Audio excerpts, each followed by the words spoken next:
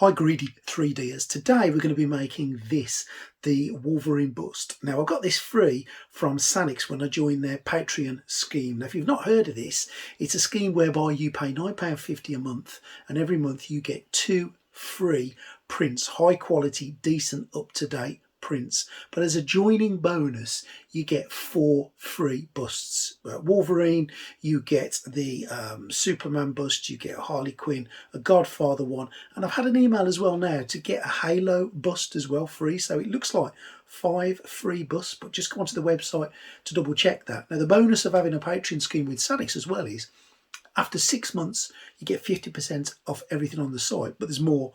After 12 months of paying, so that's over 12 months, that's £120 roughly, everything on the Sanix site is free. Now that's not a bad deal. Everything is free, and the quality, as you know from Sanix, is absolute spotty dog. Well, I'll show you how I made this. Hope you enjoy the process. If you like this kind of thing and you enjoy what I do, please subscribe. It helps little channels like me with every subscription you do, so stay tuned.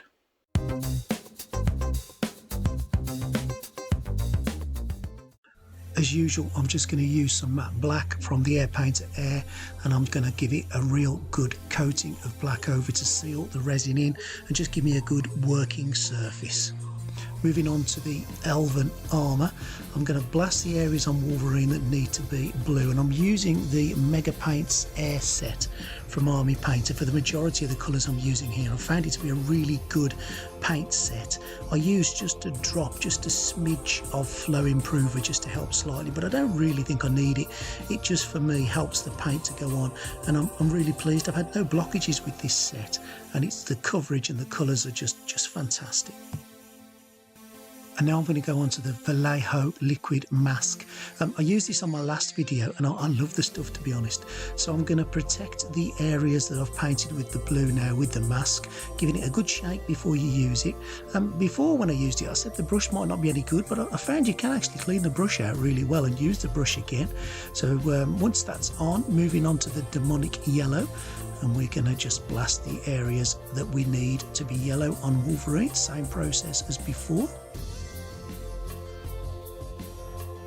Just a liberal coat, knowing that the mask is protecting the blue areas that I want to be protected.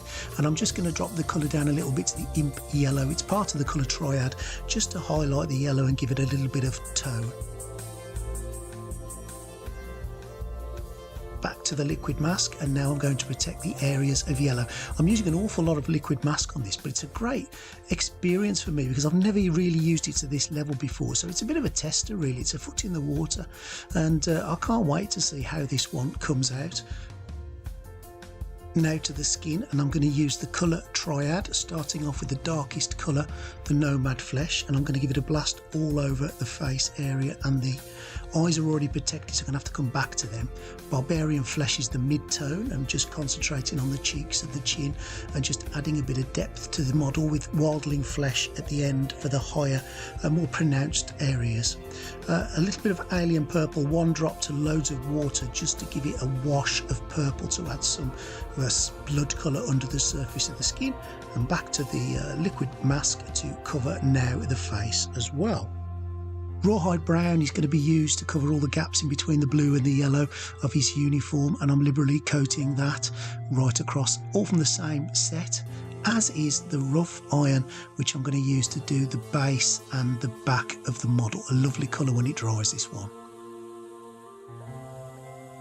Okay, now the fun part, taking off the liquid mask. Well, what have I learned really putting this much mask on it?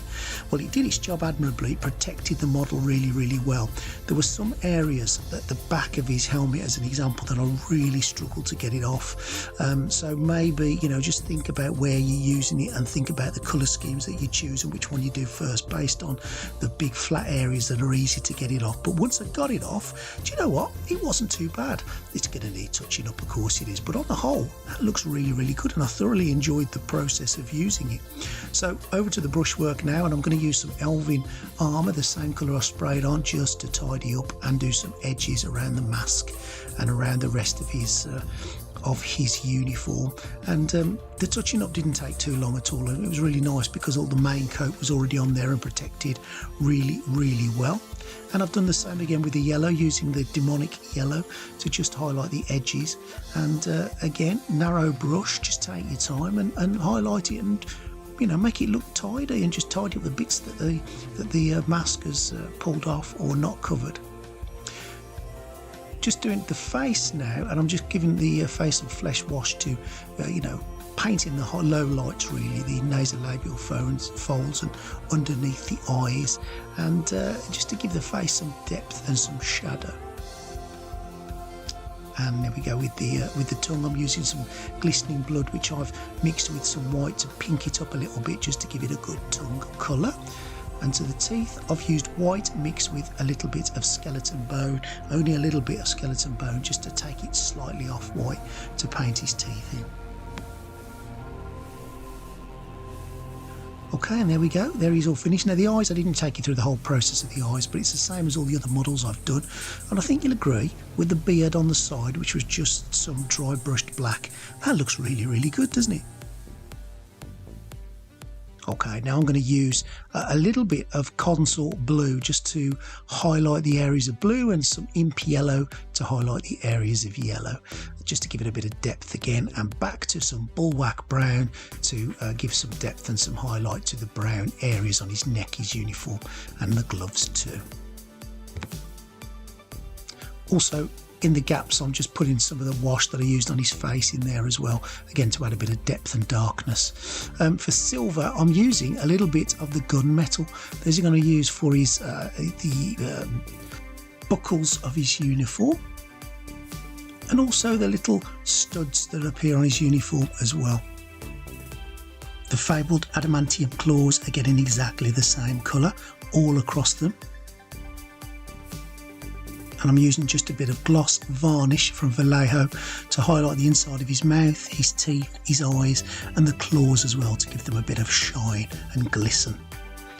And with the addition of some glistening blood where the claws come out of his skin, the Wolverine is complete. So let's have a look at the final product.